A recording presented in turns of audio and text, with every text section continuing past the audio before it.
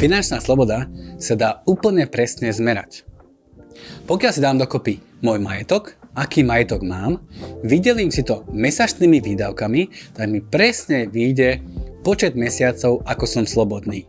Vysvetlím na príklade.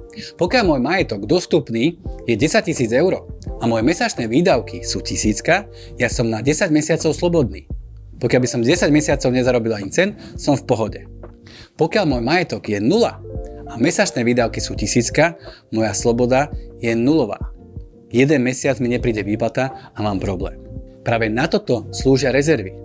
Nielen na nečakané situácie, ale drvivú väčšinu svojich výdavkov si viem naplánovať. Čokoľvek si idem kúpiť, sú len dve možnosti, nič medzi tým.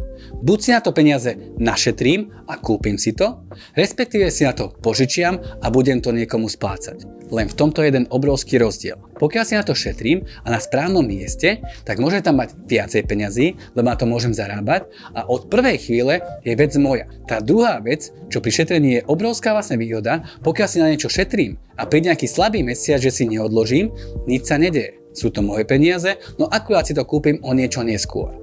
Pokiaľ si na to požičiam, vo väčšine prípadoch ma to bude stáť viacej, ako čo som si požičal, lebo tam budem mať nejaké úroky navyše. A veľmi dôležitá vec, že tam sa mi už nemôže stať, že keď mám nejaký slabší mesiac, tak za to nezaplatím.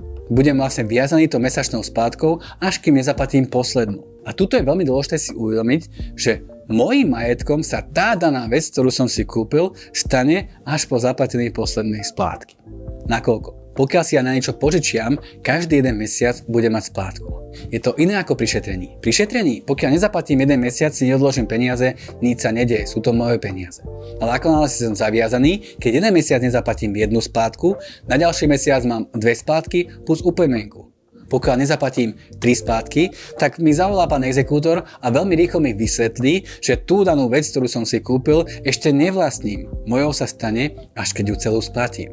A drvivú väčšinu vecí si viem naplánovať.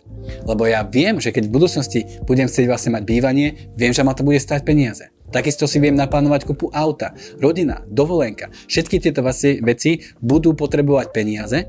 A to presne viem naplánovať, koľko si mám odkladať a kedy si túto danú vec dokážem kúpiť. Práve na toto môže slúžiť investovanie. Lenže pri investovaní treba dávať vlastne veľký pozor na investičný trojuholník. Investovanie nie len o tom, že som niekde počul o nejakom fonde a všetky peniaze tam budem dávať.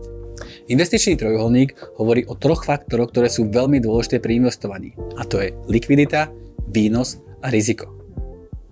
Pri investovaní by som sa nemal pozerať len na to, koľko zarába ten fond. Že niektorý fond, keď zarába 10-15%, tak je o mnoho lepší ako fond, ktorý zarábal 2-3%. Je tam vlastne rozdiel v rizikovosti a takisto možno aj v tej likvidite.